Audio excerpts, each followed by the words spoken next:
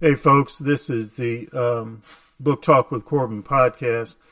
Many of you are probably familiar with this whole controversy around the book From Hebrews to Negroes, Wake Up Black America. Now, because of the controversy, I went out there and bought the book. I got it from Amazon.com. And part of the controversy is that it is the book was characterized as anti-Semitic, and it was characterized as denying the Holocaust. So one thing I've always learned, always check things out for yourself. Always check things out for yourself. I'll never forget when Desmond Tutu, Nobel Peace Prize winner, I think it was 1984. I knew that man. I was the executive director and co-founder of the Bishop Tutu Refugee Fund. We did that in Hartford, Connecticut. And I also had a very strong family tie, I guess you might say, with the Tutu family. So I spent many weeks, months with the Tutu family in South Africa. And that's a whole nother story into itself. But the point I'm trying to make is that when I was told by certain folks that Desmond Tutu is an anti-Semite, I knew it was a freaking lie. So that was one experience in my life where I learned, hey, you got to check things out for yourself. I'm a chess coach. Let me give you another quick story. I'm a chess coach. We went to the Queen City Classic. That's an annual event, regional. It's up in Cincinnati, Ohio. Our team did quite well. We won first place in our section. We won a first place team trophy. So we're pretty excited. I was so proud of these guys. I mean, I love working with my young people. I love doing what I do, and I do what I love.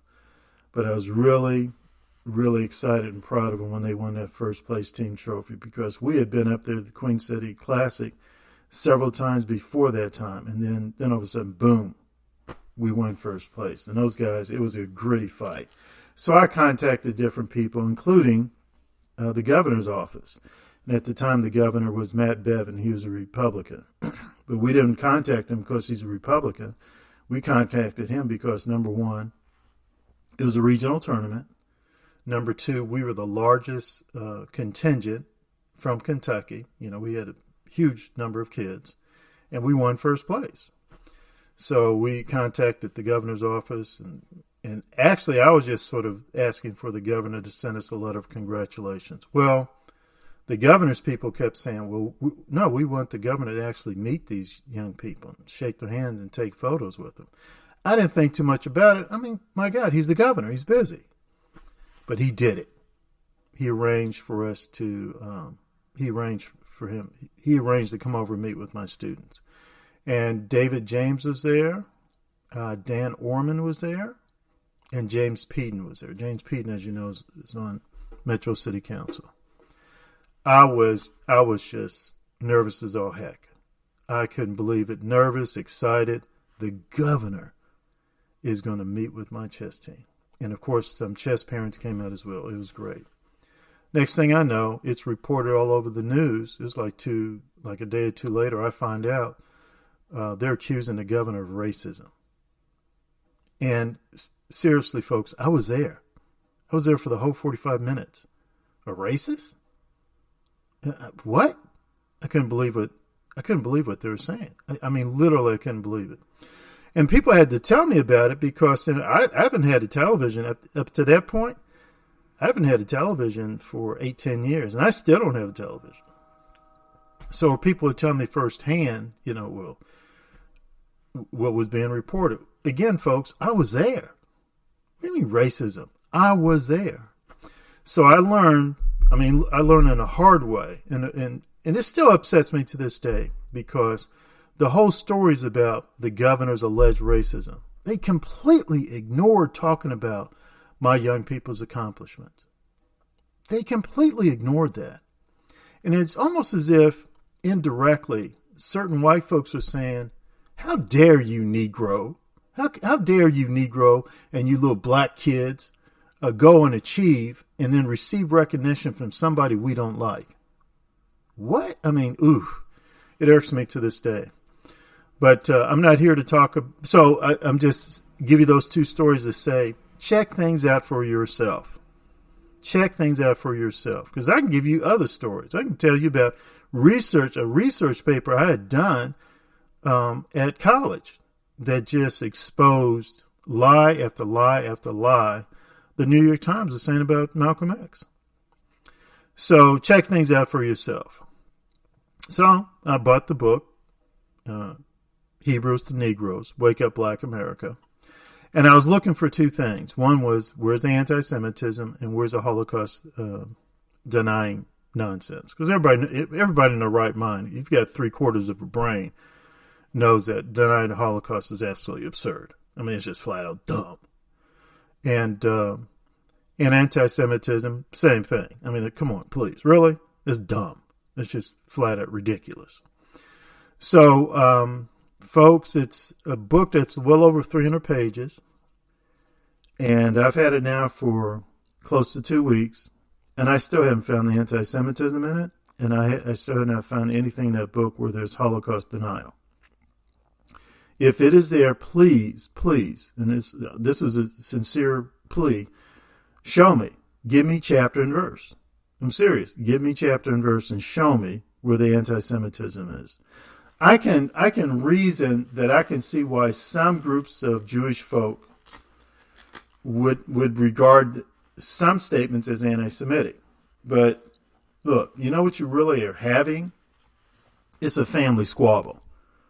You got a group of black folk, black Israelis, well, black Israelites. They're not citizens of Israel.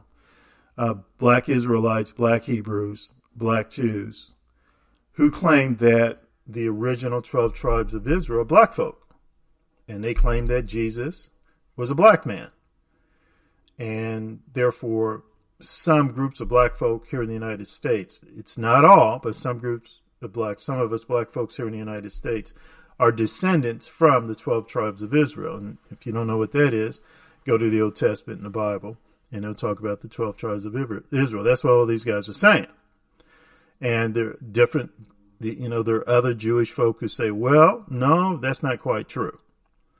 And so it's just a family squabble. It's one group of Jews saying that we're more Jewish than you are. Another group is countering and saying, no, we're more Jewish than you are. Or, we disagree with that. I mean, it's a family squabble. And how can you accuse black Hebrews? It's basically a black nationalist religious group that's started here in the United States, although now they're global. And how can you accuse them of being anti-Jewish? Did you hear what I just said?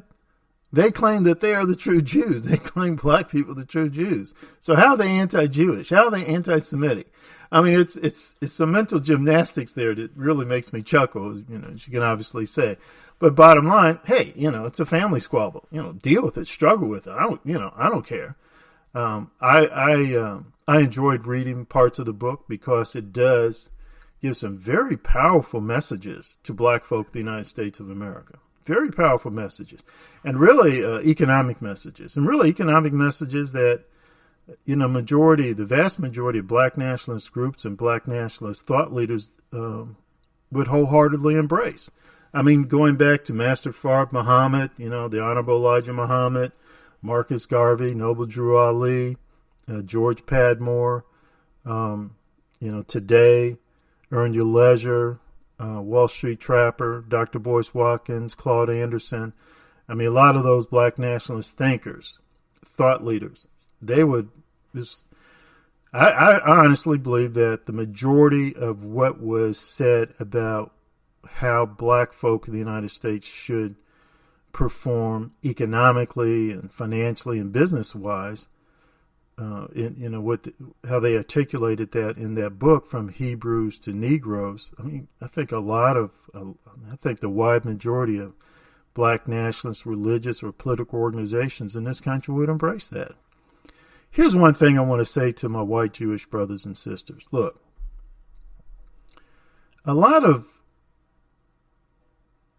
most times, if not the overwhelming majority of the times, black folk embrace people like what we call the so-called Black Hebrews, brothers and sisters in the Nation of Islam, etc. They embrace those groups. Why? They don't embrace those groups because of their alleged or clear anti-Semitism. They don't do it for that reason.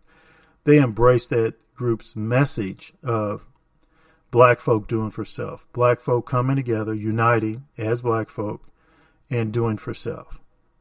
And it's not about, oh, we hate Jews. Yeah, we hate Jews. Let's go kill Jews. No, that's not what's appealing to them. It's not about, oh, we hate white folks. Let's go kill white folks. No, that's not what it's about. Read the writings of Marcus Garvey.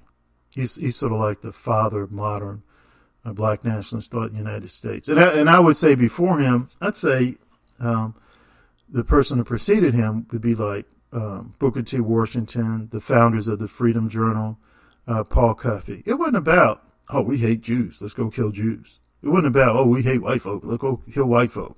It wasn't about, ooh, this white woman, let's go screw this white woman. That's not what appeals to black folk. It's appealing to black folks is when they say, hey, get up off your knees. Stop asking other people for welfare and stuff. Get up off your knees and do for self. We have always done for self. We have always overcome insane obstacles and odds to provide for our families and to protect our communities. You know, the reality is, other than Jews, I think we're among the most successful groups, you know, in the United States of America. Because as Booker T. Washington once said, it's not about how far you've gotten in life. It's about what you had to overcome to get where you're at. So if I sort of started at -5 and I'm now at +7, and some white guy, he's at, let's say he started at 0 and now he's at +8. Well, who's more successful? Truly, who's more successful?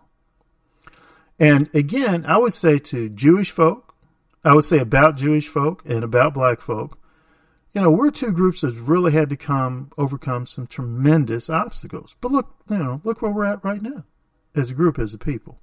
But black nationalists say, I can't speak for Jewish folk, but black nationalists say, hey, we can do even better. We have to do even better. That's what appeals to them. That's what's appealing about the black nationalist groups. It's not about anti-Semitism, hating Jews, hating white folks, you know, and chasing after white women. Please. And I just really wish that more of my Jewish brothers and white Jewish brothers and sisters would come to understand and appreciate that. In the meantime, however, I'm not going to allow anyone to bully a black man over something he was not. I'm not going to allow anyone to engage in extortion against a black man over something he was not. I'm not going to stand by and allow a black man to be mischaracterized and slandered.